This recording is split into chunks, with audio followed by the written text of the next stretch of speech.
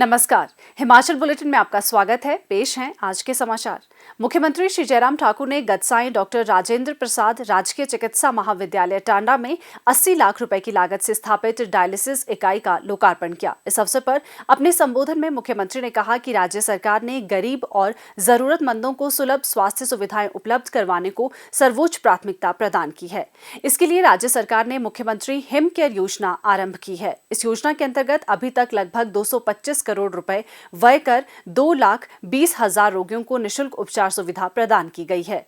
उन्होंने कहा कि लगभग 100 रोगियों को प्रतिमाह डायलिसिस के लिए चंडीगढ़ या राज्य से बाहर अन्य संस्थानों में जाना पड़ता था, जिन्हें अब ये सुविधा टांडा में ही उपलब्ध हो सकेगी।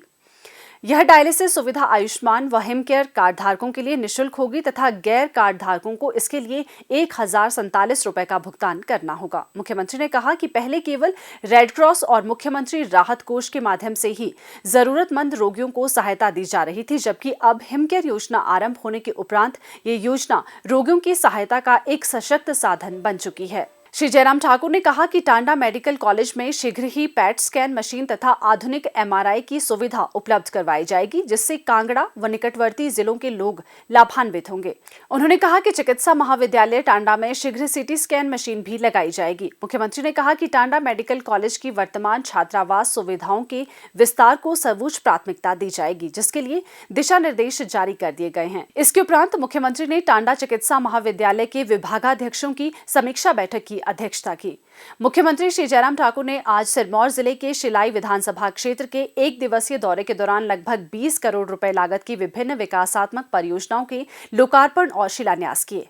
इसमें 11 करोड़ 61 लाख रुपए के 3 लोकार्पण और 8 करोड़ 14 लाख रुपए के 11 शिलान्यास शामिल है। कफोटा के पब गांव में जनसभा को संबोधित करते हुए मुख्यमंत्री ने कहा कि शिलाई और सराज क्षेत्र में न केवल भौगोलिक रूप से समानता है, बल्कि ये क्षेत्र समान परंपरा, संस्कृति और विकास संबंधी आवश्यकताओं को भी साझा करते हैं। उन्होंने कहा कि इस कार्यकाल के दौरान प्रदेश सरकार ने क्षेत्र की सभी विकासात्मक आवश्यकताओं की पूर्ति सुनिश्चित की है। उन्होंने कहा कि कोरोना महामारी के कारण वर्तमान सरकार के 2 वर्ष प्रभावित हुए हैं। इसके बावजूद राज्य का निर्बाध विकास सुनिश्चित किया गया है।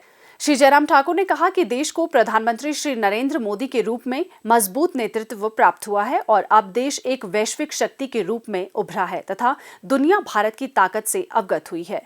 उन्होंने राज्य के लोगों से प्रधानमंत्री श्री नरेंद्र मोदी का सहयोग करने का आग्रह किया ताकि भारत आगामी वर्षों में विश्व गुरु बन सके। उन्होंने कहा कि सिरमौर जिले के ट्रांसगिरी क्षेत्र को जनजातीय क्षेत्र घोषित करने का मामला राज्य सरकार ने प्रभावी ढंग से केंद्रीय गृह मंत्री के समक्ष व्यक्तिगत रूप से उठाया है। उन्होंने कहा कि वे हाटी समुदाय के प्रतिनिधि मंडल के साथ पुनः केंद्रीय गृह मंत्री से मिलेंगे ताकि क्षेत्र को जनजातीय क्षेत्र का दर्जा मिल सके। मुख्यमंत्री ने कहा, जनमंच की शुरुआत की, लोगों की समस्याओं का समाधान गांव में हो, वहीं पर बैठ करके गांव में अधिकारी पहुंचे, मंत्री पहुंचे, मौके पर समस्या का समाधान हो।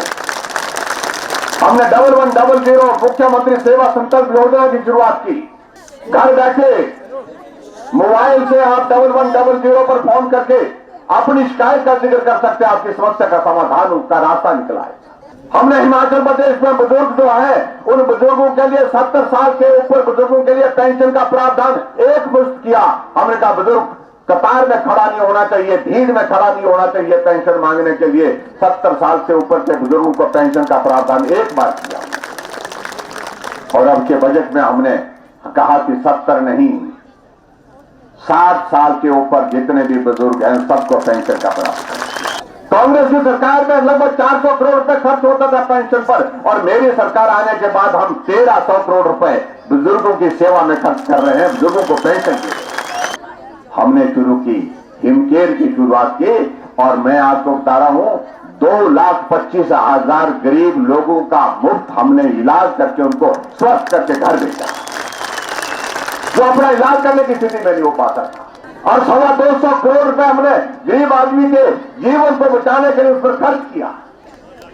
हमने हिमाचल प्रदेश में गृहिणी सुविधा योजना की शुरुआत की। 3,25,000 गैस के चूल्हे गांव गांव में घर घर में पहुंचाए।